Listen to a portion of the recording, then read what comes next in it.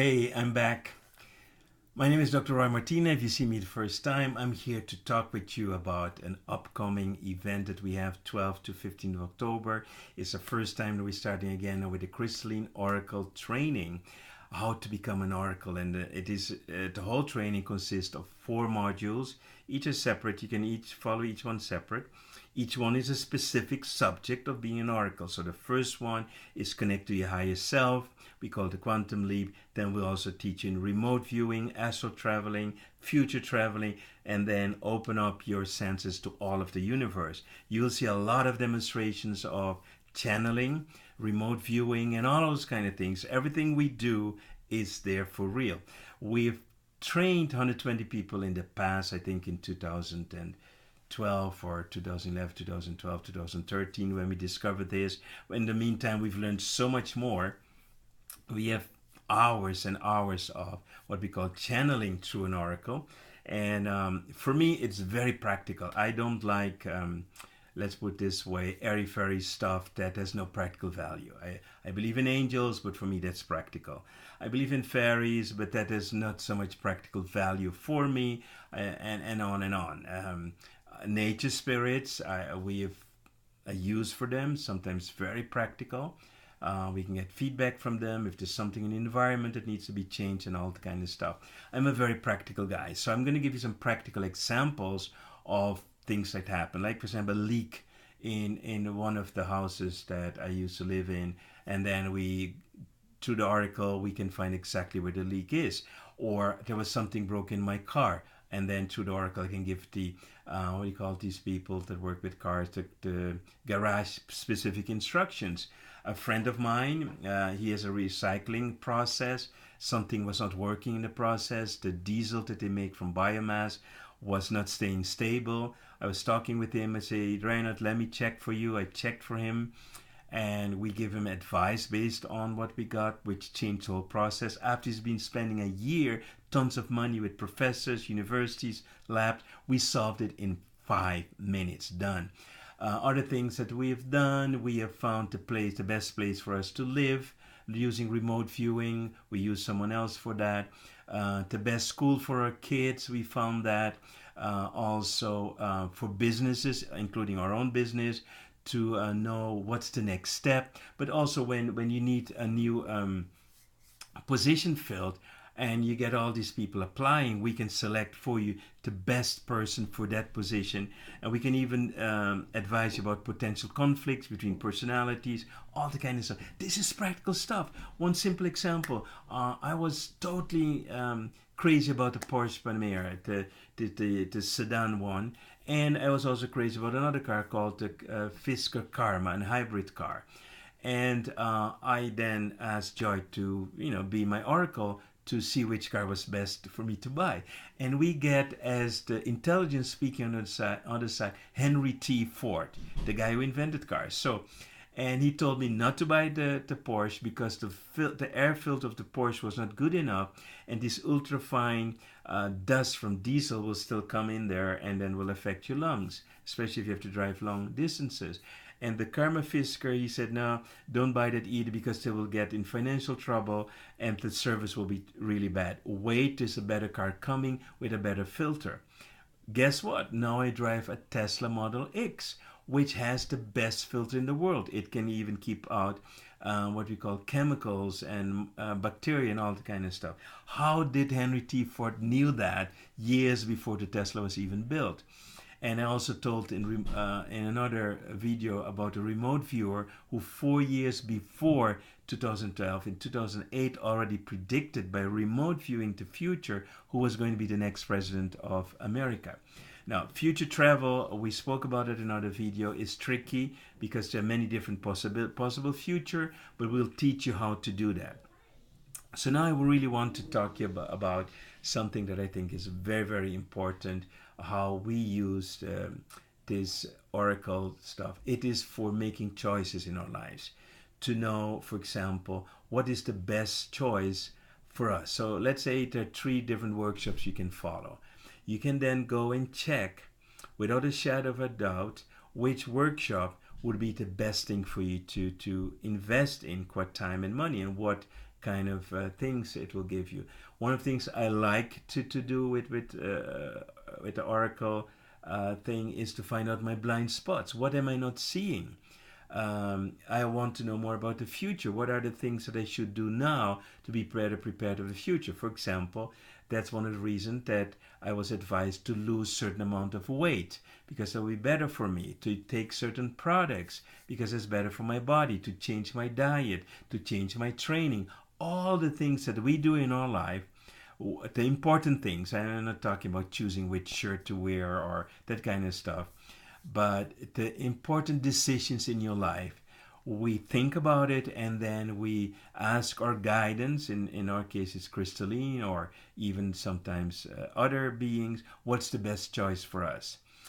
Should we do this or should we do that? The people to hire, to the next steps, what workshops to give, the content of the workshop, what's important or not. During workshops, we also allow them to guide us. It's like having this extra information, even about people that you don't know. What's the best thing to do right now, today? So every morning, before we start the workshop, we meditate, we make a plan, we channel the best information and so on. I've never been guided this so precise in my life.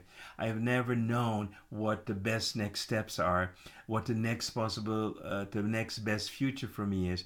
And I learned so much about our purpose here in life.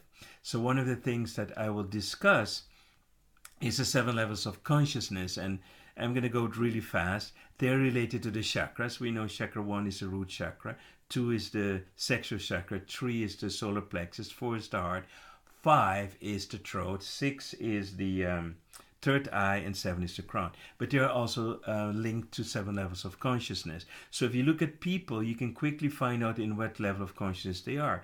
So the people who are totally governed by the first chakra, the first level of consciousness, live in fear. They suffer. The reptilian brain is very active. The reptilian brain is the oldest part of the brain. It is about danger. They're always living from, is this dangerous or not? They are very insecure, and then they crave security. These are the people who will never start a business. They will prefer to have a job. A lot of them will be in a bad marriage, but are afraid to divorce because they don't know what will happen. They feel insecure all the time, and they are not aware of the higher level of consciousness. And if they are aware, they're normally scared of that, and then that's really bad. They will fight it. It's work of the devil, all those kind of things. That's all chakra 1. And also a lot of religions are stuck into that. Look at the religions. When they preach about fear, if you don't do this, you go to hell. You do this, you go to heaven. It's all chakra 1 level of consciousness. And that's the lowest level. Then you move to chakra 2. And this is the what they call the pleasure chakra. Here you find the naive people. As they say, you can sell them, if they live in the North Pole, you can sell them a deep freezer, which they don't need. They believe everything. Some of them are more the hippie type. Some of them are very spiritual. They live today. They don't worry about tomorrow. Everything is about pleasure, love, and all of that. A lot of the so-called airy-fairy spiritual people are really stuck into chakra 2. And then you go to chakra 3. This is the control chakra. I call these the rational people, the logical people, the skeptic people. They don't believe the airy-fairy stuff, which they may be right about. That's not the problem. But they are afraid of spirituality because they are looking down to the airy fairies, and not one cell in the body wants to be associated to the airy fairies. They stay away from everything that's spiritual, and they're scared of it. And then a lot of them are cynical. They don't believe anything. If you would walk on water tomorrow, they still don't believe it. So for example, I met this woman who was living on light. That means she doesn't eat nor drink. The rationals don't believe anything of that. Then you have the next chakra, the heart chakra. These are the post-rationals.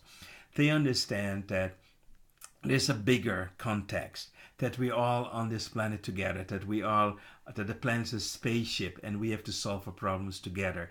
They're talking more about the union, the we brain. And then they understand that they need to forgive, let go, move on. They are already a different spirituality than the ones below, which also are called the light seekers. You also find some light seekers in this group, but they're the good light seekers. They have a better understanding, and a lot of them want to be enlightened, but they don't know how. how to be enlightened. It's not so complex as people think it is, but there are some things you need to let go in order to become enlightened, and that's the tough part. And then you have the other level, that these are the influencers. They bring over the message to the world. They wake people up. And of course, there are many different type of influence, but I'm talking specifically about the influencer of the spiritual type that are no more. And this level is where they have one part of the truth that they speak about. They're talking about love, about the power of love and stuff like that. We do that as well. Then you have another group. These ones are, you can call them the seers. They see the future. They are aware of what's really happening on this planet. They know where the power is on this planet. They know what's happening behind the scenes and what the governments are hiding from us, what America is hiding, what China is hiding, what Russia is hiding. These also, most of them have an understanding of the extraterrestrials, why the extraterrestrials are here.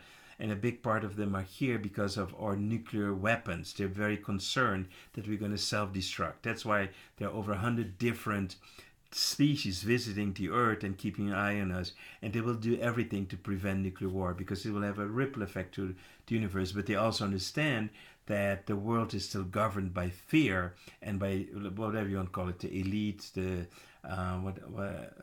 cabal, or whatever. And then you have the seventh level of consciousness, which we call enlightenment, illumination.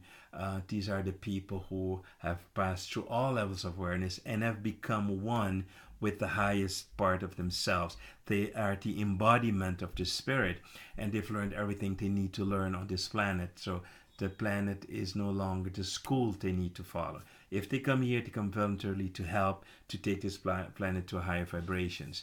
And then we call them gurus or enlightened ones. This is short about the 7 levels of consciousness.